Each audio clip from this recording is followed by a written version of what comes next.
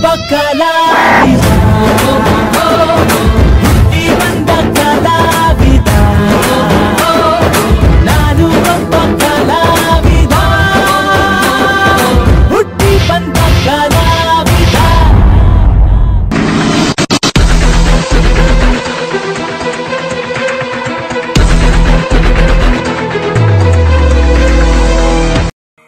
ನಮಸ್ಕಾರ, ನನ್ನ ಹೆಸರು ನಾಗಭೂಷಣ್ ಅಂತೇಳಿ. ನಾನು ಈಗ ತಾನೇ ITI ಮುಗಿಸೋದು ಪ್ರೈವೇಟ್ ಕಂಪ್ನಿ ವರ್ಕ್ ಮಾಡ್ತಾ ಇದ್ದೀನಿ ಕಣ್ರಿ. ತಂದೆ ಹೆಸರು ಶ್ರೀನಿವಾಸ್ ನಾಯ್ಡು, ತಾಯಿ ಹೆಸರು ಜಯಲಕ್ಷ್ಮಿ ನಾಯ್ಡು ಅಂತೇಳಿ.